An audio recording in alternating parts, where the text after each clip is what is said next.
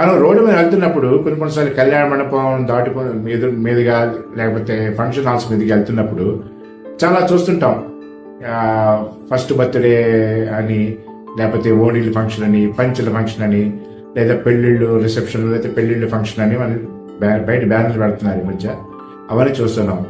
చాలా గ్రాండ్గా చేస్తున్నారు. కొంతమంది అయితే ఫస్ట్ పిల్లవాడికో లేదా పిల్లకో ఫస్ట్ బర్త్డే కాకుండా 6 నెలల బర్త్డేలు అట్లాంటివన్నీ చేస్తుంటారు. సో చాలా మంది అనుకుంటుంటారంటే ఏంటి మీకు డబ్బులు ఎక్కువయ్యాయా, లేకపోతే ఎందుకు డబ్బులు వేస్ట్ చేస్తున్నారని కొంచెం పాతకాలం వ్యక్తులు అంటుంటారు. కానీ దీంట్లో పాజిటివ్ విషయం ఏంటంటే ఇది ఒక సమాజానికి ఉపయోగమే ఈ గ్రాండ్గా ఫంక్షన్ చేయడం అనేది.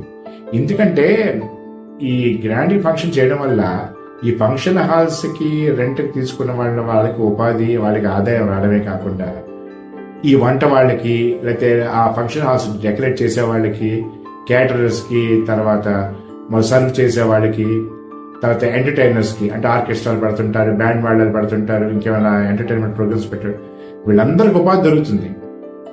ఇది ఒక రకంగా చెప్పాలంటే ఆ ఖర్చు పెట్టే డబ్బు అంతా మార్కెట్లోకి వస్తుంది, ఇంతమందికి ఉపాధి కలుగుతుంది. ఇది ఒక రకంగా ఆర్థిక వ్యవస్థకు ఉపయోగమే. ఇప్పుడు పెద్ద పెద్ద టౌన్స్లోనే కాకుండా దాదాపు చిన్న పల్లెటూరులో కూడా ఈ మధ్య ఫంక్షన్స్ బాగా చేస్తున్నారు. కాకపోతే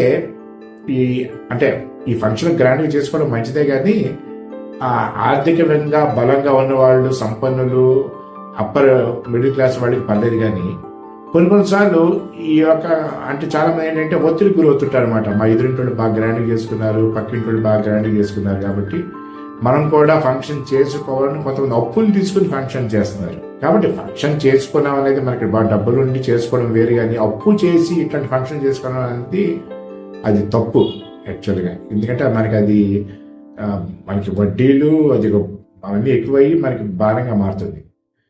ఇది ఒక రకమైన నెగిటివ్ ఆస్పెక్ట్ ఈ విషయంలో.